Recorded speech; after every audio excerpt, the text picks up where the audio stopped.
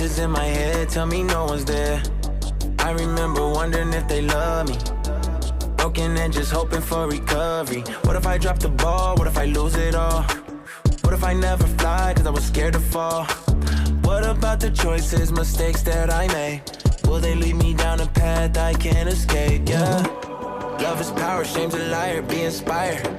Fear is prison, hope will lift your spirits higher. I gave my worries away, traded them for your embrace.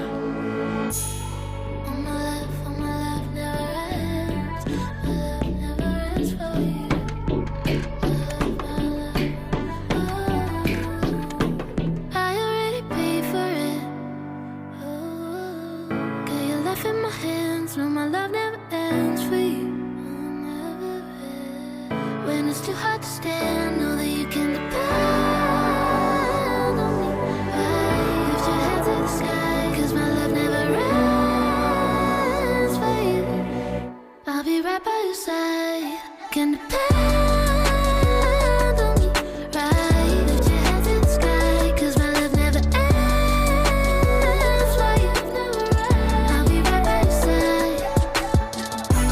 When the storm's raging and the walls caving, fire blazing and the season changing, yeah. I look to you every single time. I know you save me, yeah.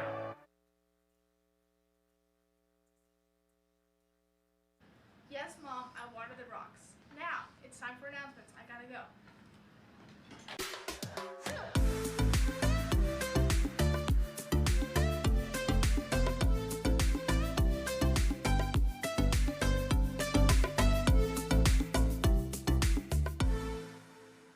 Welcome to Summer Bible Study announcements.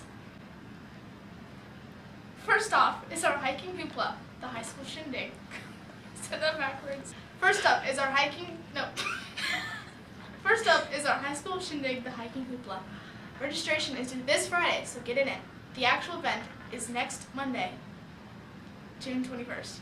Find out about this at lccstudents.com/events. Lydia, are you gonna go to it? I'll be there. You better be. I'm gonna be at. Emma, how about you? Are you gonna go? Good. Sweet.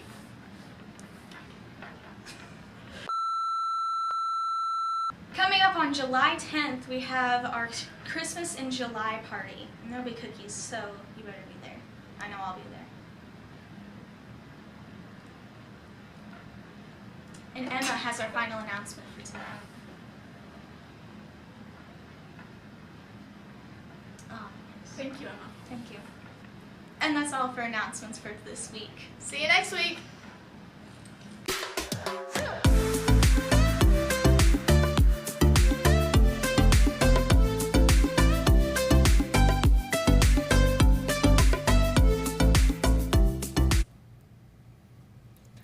Hello and welcome to Summer Bible Study! I'm Max, and I'm the fabulous, amazing Logan. No, you're not. Excuse me. No, I'm not saying you're not Logan. I'm saying you're not fabulous and amazing. Oh my goodness. You both are fabulous and amazing. I guess. Please welcome our I'm incoming also humble. 6th graders. I'm going to have to get used to that. You guys aren't 5th graders anymore. We're old now. We have Max and Logan with us, and then you'll see in the back we have our friend Hunter with us. Some of you guys have met him. If we could put the camera on Hunter. Oh, wait, they can say hi to Hunter. So this is our newest associate, Hunter. He has taken on Quest, but this summer he'll be around with all of us for all of our events. So if you haven't met him, you should meet him. He's pretty cool. What do you guys think? Sure. Oh, Max, you were just begging him to teach Sunday school this week. Yeah, you he's were. really cool. Yeah, and you said you didn't want Odie anymore. Yeah, that's true. Sorry, junior high. You're not going to get me this Sunday. But, so we have a lot of cool events coming up. Do you guys think that you'll go to the hiking hoopla for junior high? Yes. Yes, probably. Nice, very nice. Super excited for that. High schoolers, we do have the hiking hoopla coming up this week. I might even wear my cool hat. Wouldn't you want to be seen in public with me? Because I know some people that would not. Like me. Thanks, Max. I appreciate that. That was weird. Zach is not with us tonight. He is on his way to Texas with Betsy for a wedding. So send some prayers for them, but that's exciting. So it's us tonight, which we're very excited about. You guys been up to anything cool this summer? No. We went swimming. You went swimming? Where'd you go swimming at? The Kittermans. The Kittermans. What? Do they have their own pool? Mm-hmm. I wasn't even invited. Me either. But you're not good enough. Shame. Oh, wow, dude. I don't know if they could hear that. Oh, would you like to say that a little louder? Apparently I'm not good enough. It's fine. It's whatever. And yeah, you gonna Max, cry? why would you say that? I might cry. Yes. What? I didn't say. Bullying. Okay, so we're going to start off with a game. Hunter. Oh, we're doing a Lego challenge.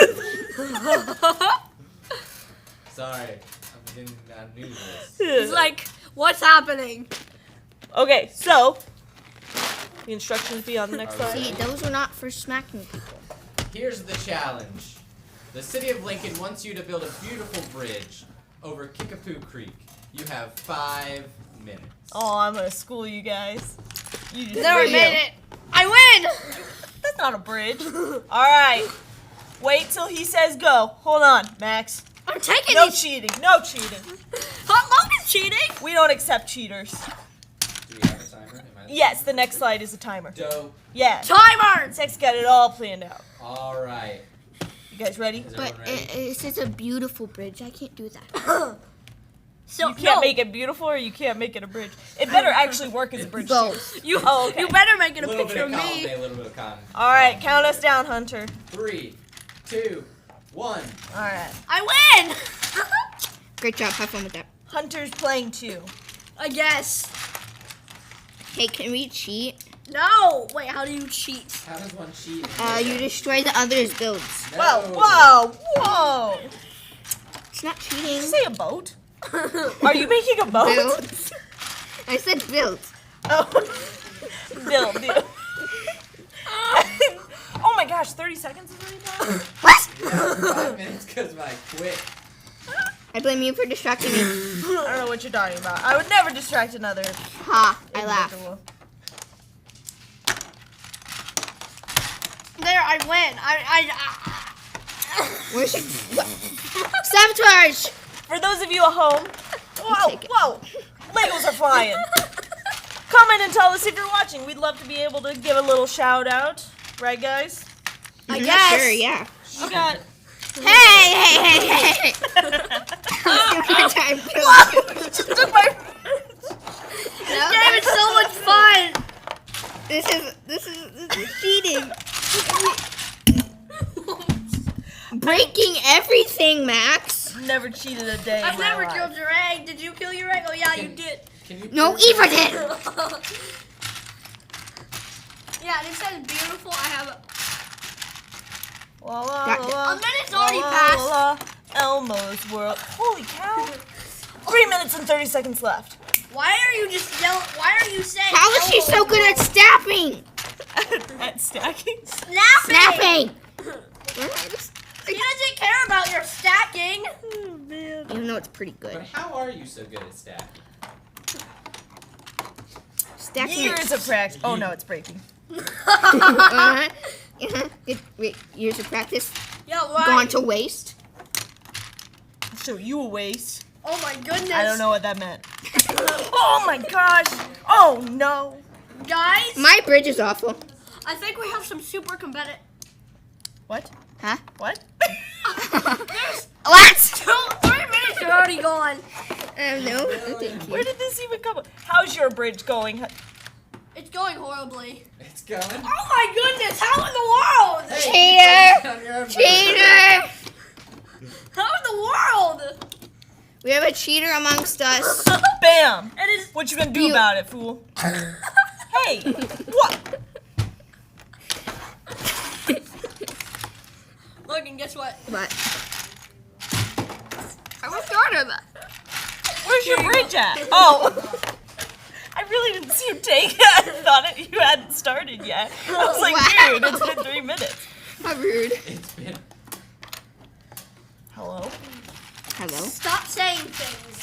Bonjour. How's your bridge coming, Max? Like this. Logan! I didn't touch anything. Okay, so now we all know that Logan's a cheater. And he just shook the entire table. Come on. Hey. We're all friends here. No, we're not. Okay. Well, Wow. that's fine. Walk you gonna right into cry? that one. Yeah. Like when Logan said you weren't good enough. Logan. I never said that. My Legos have a hair in them, and it's not mine. So do mine does too. Nora has claimed the hair. Hey guys. I have no more blocks. I blame only you. have one. You cheater! You're cheating. He pre-built that. You pre-built that. There, that's the piece I took. Yay. I got my piece back. I'm so happy. I definitely think he was cheating. Wow. I'll tell you who was cheating. You. It was. You it was started Logan. the cheating. How did I start the cheating? 50 seconds left. What? I don't believe you. Logan so. The clock doesn't lie. Hunter's so worried, and then It could be off. I don't know what you're talking about. I think he's. Life. I'm talking about life. Did you just say wife? I got beat. You have a wife, Logan? I said life. Wow, I didn't know anybody would marry you. Whoa, whoa, dude. Whoa. My A feelings little harsh, are don't hurt. you think? He is holding back no punches. Attack him. Oh, look, a little thingy. What little thingy? I don't know, it's like a little bump. You got 15 seconds. How do you have such a good build, Hunter? He cheated. We definitely all know You it was have Hunter. no evidence. I have a lot of evidence. It's all in my brain. That's totally evidence. It is evidence. Time's up. I gotta get my final piece in. I didn't finish at all. Logan, you cheater! Hey, can I break someone's build? Ta-da! I am not a cheater. No touch. Touch, touch. No. It's fragile. No. What do you think? I don't It's a like lot it. better than mine. So they have a bridge. What happens when you get to the end of it? Where do you fall go? You learned to swim. Swim the rest of the way. Max, You got what do you this. think? I think it's a.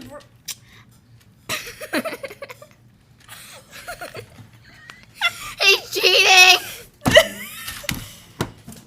Okay, well, show off your. Where's your? You have to show the people at home your bridge. Doesn't everybody love it? It's, Wow, it's you beautiful. have like a bridge cover. Oh no. That's your bridge? Hold it up for everyone to see. Well, let's Right. see how Oh, no. Hunter totally cheated. What? I didn't know. I don't know what you're talking about, Listen. Chloe. See? Gosh. See, we have one non-liar here. Look at that bridge that she totally did not build beforehand. Never. And spend an hour on continually breaking the same way. I did not spend an hour on this continually breaking it. Uh-huh. Sure. Yes. Hey, you cheater! What do you mean? Let's go to Hunter and see his bridge. Yeah. Let's, So let's just. You're gonna have to hold it up. I got distracted by the word beautiful and I made a flower instead.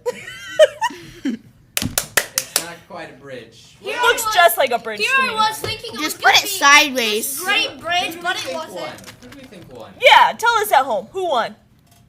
Thank you, Logan. Logan says that I won. Wait, what? If we're counting non-cheaters. Whoa, what? Max is probably the best I didn't cheat. non-cheater. I didn't cheat. Okay, You both cheated. put your bridge Here you go, up for Max. everyone to see. I don't actually know Oh, how to okay. do this. I didn't even make this. Logan made it. Yay, it's so beautiful. I love it. They demand to see the original bridge. I don't know what you're talking about. That was my Hey, original Logan, bridge. Max, put on your Lego crown. Beautiful. Sit down. You're right front. Uh-oh. There it is. I think this random bridge that I found on the floor actually won. Probably. I've never seen that bridge a day in my life. What? I don't What? know where it came from. I mean, I didn't watch you build it. Okay. Good work. I did amazing with my one block. Nice work, everybody. Nice. All right, what a fun game. That was fun. Especially when Cheater. I won. I'm not a cheater. Look, there's a bridge right there.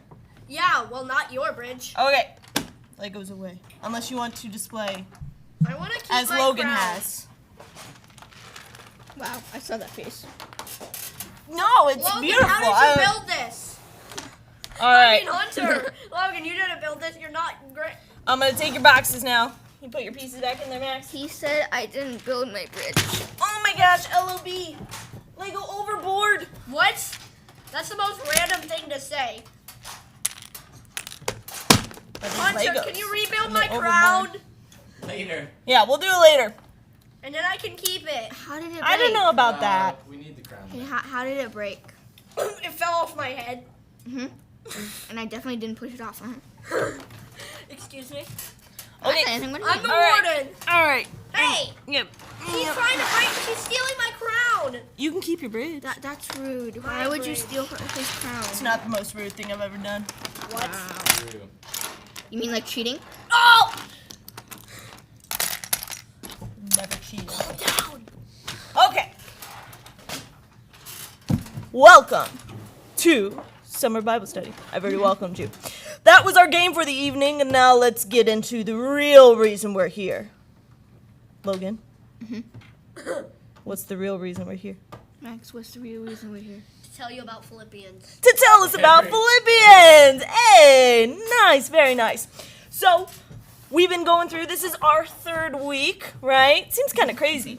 Doesn't feel like we should be this far into summer, but it's already June 16th. We're already halfway there. Very exciting stuff. No, we're not. Halfway through June is what I meant. Like halfway to July. I thought you meant halfway through summer. I'm like, No, we're not we're halfway not through the anywhere summer. close. But But, there's a lone black piece too. oh no. So, last week, we talked about thankfulness, and thankfulness that comes out of joy, right? We talked about the Greek word Eucharisto. And that That's means fun to say. Yes, it is, right? Eucharisto. There might be a slide in there for this.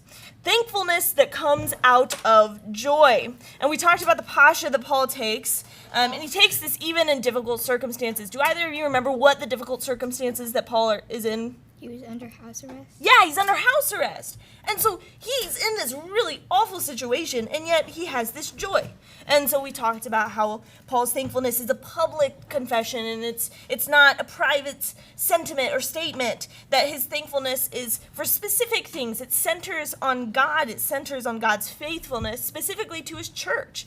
And that Paul can be thankful in his deepest heart because he knows that God is going to redeem all of our suffering and rebuke all evil in the day of the Lord's coming, right? And so to do this, to take this posture that we've seen in Paul for one specific night, even though we should be taking this posture all of the time in our everyday lives, we took a praise night. And actually, my good friend Logan came to praise night. So Logan, tell us a little bit. I think there's some pictures up there. Yeah, there we go.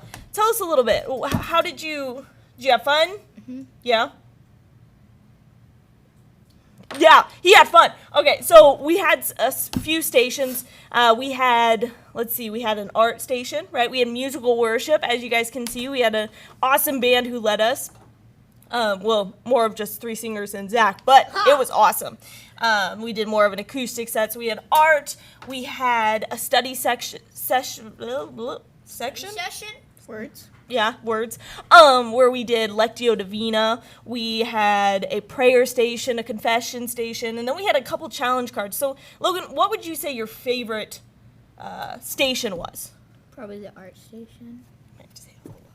Probably the art station. The art station. What did you draw? Do you remember? No. No, you don't remember. Did you keep it? Yeah. Yeah, you kept it? You'll have to let us know when you get home.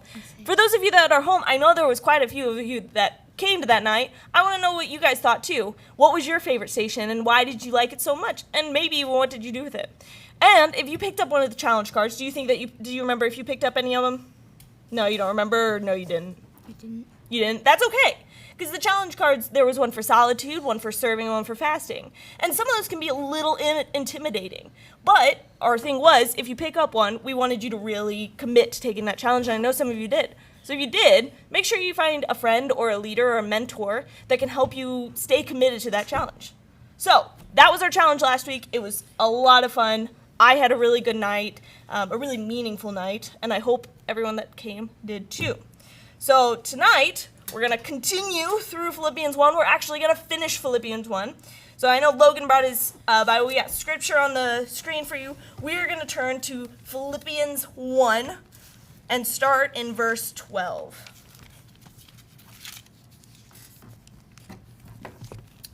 All right, here we go. Now I want you to know, brothers and sisters, that what has happened to me has actually served to advance the gospel. As a result, it has become clear throughout the whole palace guard and to everyone else that I am in chains for Christ. And because of my chains, most of the brothers and sisters have become confident in the Lord and dare all the more to proclaim the gospel without fear. It is true that some preach Christ out of envy and rivalry, but others out of goodwill. The latter do so out of love, knowing that I am put here for the defense of the gospel. The former preach Christ out of selfish ambition, not sincerely, supposing that they can stir up trouble for me while I am in chains. But what does it matter? The important thing is that in every way, whether from false motives or true, Christ is preached, and because of this, I rejoice. Okay, so we're going to stop there. We're going to keep reading later. But I want to kind of unpack that small section, all right? So there's a great irony in this passage, this section of what Paul is talking about. Because what looks like utter defeat is actually going to turn out to be victory whenever put in God's hands. And we see this a lot in Christian faith. There's this irony that keeps going where when things look the worst that they ever have, God comes in and he changes everything, right? Like when Jesus died? Yeah, like when Jesus died. Everything looked bad, but then what happened?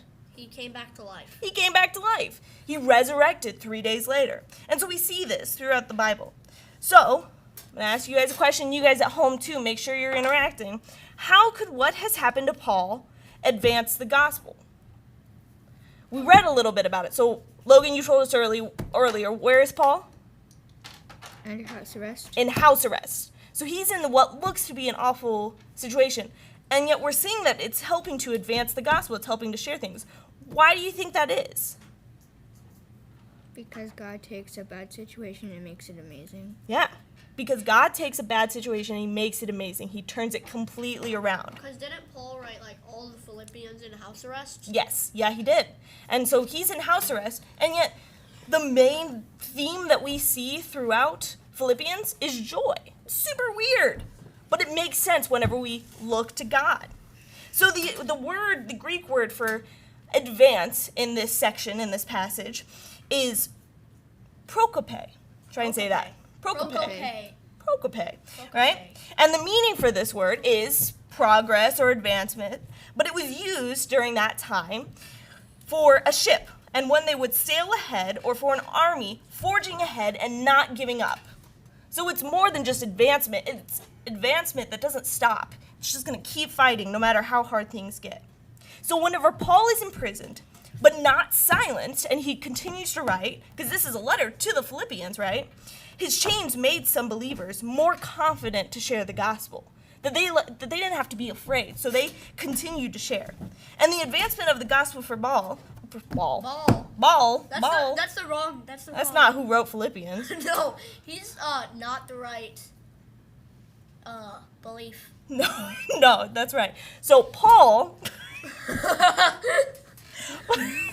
Gosh. Are you okay? I am great. Thank No, you you're guys. not. I'm so glad that you guys are here.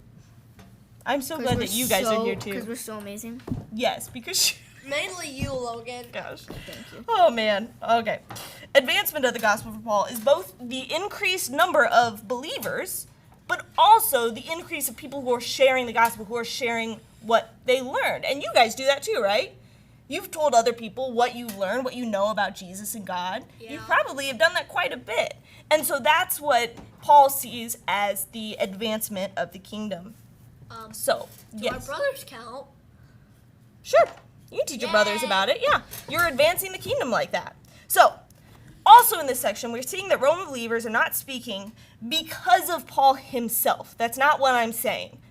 Yes, there's an advancement of the kingdom. And yes, Paul has a reason for that. And he's part of the reason. But the ultimate reason why they're going out and advancing the kingdom in this way is because their trust and confidence are firmly in the Lord. They really trust him. And they see how he's helping Paul, and they see how Paul just rests in him and is still. So even though Paul is in house arrest, and people are preaching Christ with false motives, because that was happening around this time, and it doesn't mean that Jesus isn't winning. It looks like defeat, but that's not what it means. Even when things look horrible, God still wins, right? Yeah, God still wins. So, Paul does not give much information, really, about what has happened to him. But rather, he minimizes his circumstances in this. He redirects our attention to what really interests him, the gospel's progress. And in this, we see a new aspect of Paul's posture. So we talked about his thankfulness last week. Now here's a few other aspects of his posture. So, there should be a slide. There we go. Paul is modeling the attitude he'd like to see in Philippians. The posture of smallness. What do you guys think that means? What does it mean to be small? Still telling about God, but not going out.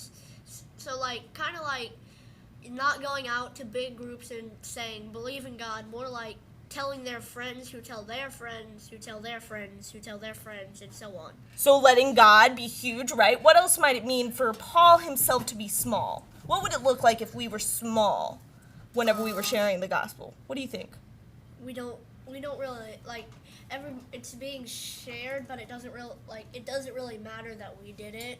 Yes, so it doesn't matter that we were the people doing this. We talked about this at Fuel for you junior hires, right? We talked about how God is huge. Do you remember that week? Yes. Yeah, God is huge. God is huge, and we are small. We're itty bitty compared to God. And when it comes to sharing the gospel and sharing what we know about God, we have to remember that it's not about us. Who's it about? God. God, because he's huge, and he's the reason we're doing all this. The second part of this posture is that Paul sees everything in relation to the work of the kingdom, okay? Everything revolves around God and what God's doing to advance the kingdom. And then the third and the last part of this posture is that while Paul is not unwilling to tell of his dire circumstances, because we're reading about it right now, his restraint here demonstrates his underlying emphasis on his present joy, right? What did I say earlier? That Paul's major theme in this book is? Irony. Joy. There is irony. You're right, Max. But joy, right? That he is joyful. Even in this awful circumstance, he is joyful. And it's amazing to see this. So Paul's smallness that we talked about earlier is also reflected in the next few verses. So let's read. We're going to start, it's actually called 18b. So it's the second part of 18, and we're going to read down through verse 26. Yes, and I will continue to rejoice, for I know that through your prayers and God's provision of the Spirit of Jesus Christ, what has happened to me will turn out for my deliverance. I eagerly expect and hope that I will in no way be ashamed, but will have sufficient courage, so that now as always Christ will be exalted in my body, whether by life or by death. For to me, to live is Christ, and to die is gain. If I am going to go on living in the body, this will mean fruitful labor for me. Yet what shall I choose? I do not know. I am torn between the two. I desire to depart and be with Christ, which is better by far. But it is more necessary for you that I remain in the body. Convinced of this, I know that I will remain, and I will continue with all of you for your progress and joy of the faith, so that through my being with you again, your boasting in Christ Jesus will abound on account of me. So, exalt in Greek, the Greek word is megaluno. Try and say that. Wow, that's some spelling. Yeah, so that's the core word, right? And then this word that you're seeing on the screen is megaluno. Yeah, megalunthesentai. Thank you, Hunter. You've been in Greek a lot more recent than I have. Megalunthesentai. Can you say that? Megalunthesentai. Oh, you guys got it down. So, huh? They're practically Greek. I know. You guys are almost fluent in it at this point. So, this Greek word, defined, means to make great or to magnify. They translate it as to exalt, right? So what are some ways that you can make Jesus as huge of a deal in your life as two incoming sixth graders or at home, junior hires, high schoolers, whatever you are, whatever age? What are some ways that you can make Jesus as huge of a deal in your life as you see reflected in Paul's life? What are some ideas that you got? You could pray to him every day and be with him all the time. Definitely. So prayer, to be with him, to have him in your heart, almost, this is a big word, Max, but you are almost describing solitude. To be with him, no matter your exterior, being alone, what you're around. Yeah, you feel alone with him almost. Any other ideas of how you can make him a huge deal in your life? Do we have any comments at home? No? Logan? Max? Do you have any ideas? Why? What are some ways maybe at school that you can make God a huge deal? You Tell your could friends. try to tell your friends. Tell your friends. Perfect. Try to. They might not Yes, believe. try to. It doesn't always work out, but you can try and tell your friends. There are tons of ways, if you just look, that you can begin to make God a huge deal in your life. Because you're small. And that's okay. We're supposed to be small compared to God. So, the other part with this section is that Philippians 1:19, so let's read that again. For I know that through your prayers and God's provision of the Spirit of Jesus Christ, what has happened to me will turn out for my deliverance. So this is what we call an echo or an illusion. And it's an echo of Job 13, verses 15 through 16. And an echo just means that it's used somewhere else in the Bible. So this author is echoing off of something in the Old Testament, okay? Hey, look, deliverance. Yes, deliverance, exactly. So it's very similar. It's the same kind of stuff. And Paul is using what Job is talking about in Scripture. So Job 13, verses 15 through 16 read, Though he slay me, yet will I hope in him. I will surely defend my ways to his face. Indeed, this will turn out for my deliverance, for no godless person would dare come before him. So this is a testimony, right, of God's goodness, which was vindicated to Job. Do either of you remember what happened to Job? He lost everything. He lost everything. He lost his livestock. He lost his family. Everything, right? He had a really bad hand dealt to him. Mainly because of one person and one person only. Satan. Yes, right? So that's who we see in the story of Job. If you haven't read it, I love Job. I think it's a great book. What happens in the end? Logan, do you remember? He gets double of everything. He gets double of everything, right? Double children. God delivers him. I don't know if that would be a good thing. That's true. Does he get double the children? I don't know if it says he gets double the children. No, he gets Somebody double should look that livestock. Double the wealth. Yeah, double the maybe wealth, that double means the less livestock. children. You, go to Job. That's a good point, Hunter. So, we'll have to look that up afterwards. But yeah, so he gets delivered in the end. Suffering is a part of the fallen creation, right? It's a part that everyone goes through. It's a disorder that still exists today, and we see that in our world too.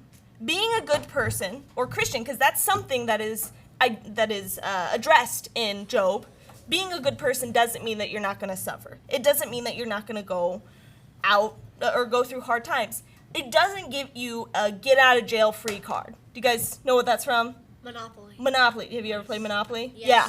So it's not like that. You don't, just because you're a Christian now, just because God lives in your heart, it doesn't mean that you just get out of suffering, right? Trust is not based on the assumption that at some point suffering is going to make sense. It's not about that, and it's not trusting that you're not going to go through these hard times. It's based on facing God's wisdom, repenting, and worshiping. And that's what the Philippians are doing, and that's what Paul is calling us to in this posture. So, let's go ahead and read the last little bit of chapter 1. Whatever happens, conduct yourselves in a manner worthy of the gospel of Christ. Then, whether I come and see you or only hear about you in my absence, I will know that you stand firm in the one Spirit, striving together as one for the faith of the gospel, without being frightened in any way by those who oppose you. This is a sign to them that they will be destroyed, but that you will be saved, and that by God. For it has been granted to you on behalf of Christ, not only to believe in him, but also to suffer for him, since you are going through the same struggle you saw I had, and now hear that I still have. So, believers are identified in this section as salt and light. They are radically different than non-Christians, or at least they're supposed to be. So, salt and light are elements which work in their environment to change things. So what do we use salt for? French fries. French fries. We use it for taste, right? It makes things taste better. I mean, if you like salt. I like salt. I love salt. Yeah, in my, fries, baked potatoes, mashed potatoes, lots of potatoes, other stuff too. Potato song. Yeah, potato salt. Yeah, so we use salt. What else do we use salt for? Melting ice. Melting ice, yeah, we use it during the winter. We pour it on our driveways and our roads so that we don't slip and slide and we can actually get places. Can you think of anything else? To make ice cream, like to make homemade ice cream, you have to put ice around the ice cream maker, then you have to pour in rock salt. Yeah, so we use it to make things, right? Some other things that I found that I thought were kind of cool is that salt actually helps many animals with growth, as well as healthy, properly functioning bodies. So many animals need this. Their body craves it. It helps to aid in immunity to diseases and gain resistance. And we are part of that. As mammals, because we are, as humans, we need salt too. Your body uses salt to balance fluids in the blood and maintain a healthy blood pressure, which probably means nothing to you, but someday it will whenever you're old and your body starts to shut down. And it also is essential for nerve and muscle function. So we need salt. What about light? What do we use light for now in the 21st century? See in the dark? Yes, to see in the dark, right? To see, right? We need it, as well as it helps our body too. Our body craves vitamin D. If we don't have vitamin D, then we'll we die. get, I don't know if you'll die. We will die. Yes, you'll die. Nora says you'll die, and I trust her. So you'll get sluggish. You'll be tired. You really need that vitamin D. And it helps grow our plants too, right?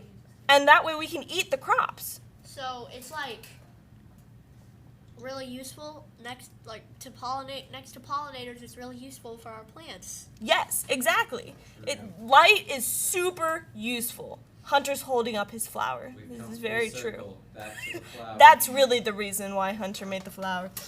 But why would Paul use these ideas, salt and light? Yes, they're useful, and yes, they change their environment. But back then, the reason why he would reference salt is because of the lack of refrigeration. So just like we need salt, they needed salt. Salt was used to preserve their food because they didn't have a refrigerator. They didn't have a freezer to just stick their beef in, right? You slather the beef in salt and then just hang it up until you're ready to eat it. I would assume so, yeah. I don't know. I just know that they needed salt. So well spoken. But it would because otherwise the food, especially meat, as Max was saying, would go bad in the desert really quickly. So believers in Christ are preservatives for the world, just like salt. That's what Paul is saying here. We preserve it from the evil that's inherent in the society of ungodly men whose undeed natures are corrupted by sin. So we help preserve God, and we help preserve the Word, and we help preserve Christianity and all that we stand for and the gospel in this world. And then light is referenced because back then, the good works of Christ's followers are to shine for all to see. So just like we were talking about, it's light. We needed light because light shines and everyone can see the light whenever it shines. I mean, really, even in the day and age that we are in, light is everywhere. You have to go way far out in the country to even be able to see the stars. And Paul is saying that like that, Christians should shine such as that. So, I want to read for you, I can't remember if I put it in the slides or not. Is there Matthew 5:13? No. Sorry, guys. We're just going to have to read it to you. I mean, they're going to have to read it to you. They're the ones with Bibles. So, Matthew 5:13. references this, okay? It says, "You are the salt of the earth. But if salt loses its saltiness, how can it be made salty again? It is no longer good for anything except to be thrown out and trampled underfoot. You are the light of the world. A town built on a hill cannot be hidden. Neither do people light a lamp and put it under a bowl. Instead, they put it on its stand, and it gives light to everyone in the house. In the same way, let your light shine before others, that they may see your good deeds and glorify your Father in heaven." So, it's a pretty big deal for us to be like the salt and the light. There's a reason why Paul references it, right? We should be taking the same posture as salt and light in our own community. In Lincoln, at your schools, right? How does salt lose its saltiness? Because it is salt. It's a good question. But we can lose our saltiness. That really sounded I weird. kind of want to lose my saltiness. I don't want to be rude. Saltiness in a different way than what culture says it is. Anyways, so this week's challenge is to take that same posture, to take the posture of being the salt and the light of the earth, and to take that in order to advance the kingdom as Paul's talking about with the Philippians, okay? So what I want you guys to do, everyone that's watching, this is your challenge for this week. We want you to identify one person, maybe someone you know that doesn't know God. Maybe they've never been to church. Maybe you hardly know them. It doesn't have to be someone you're close to. Maybe it's a neighbor. Maybe it's someone that you've talked to once or twice. Maybe it's just a peer that you rarely see, right? Think of someone, identify that person, and then I want you to take these 4 steps. Pray, share, invite, pray, okay? Start by praying. Pray for the person.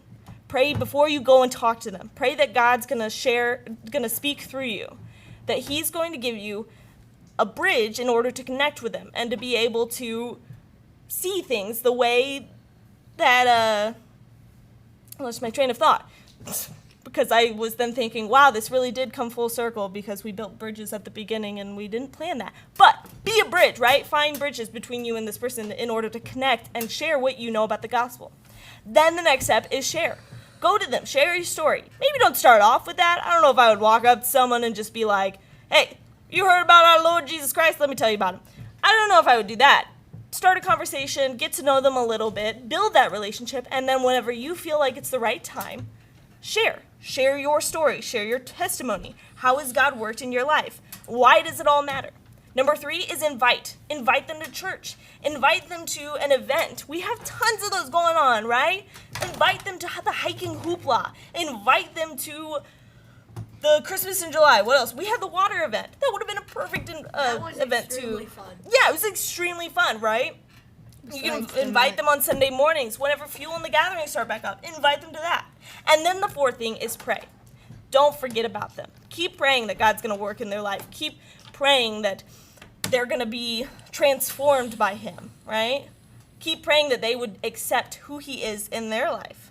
So, identify your person, and then pray, share, invite, pray. Think you guys could handle that? Sure. Maybe. I think they sound confident. What? No, we don't. Yeah. Okay, well, that's all we have for you tonight.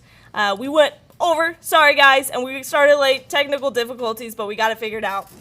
We will see you next week here, 6:30, or as close to it as possible, on live, and we cannot wait. All right, any last words, you guys?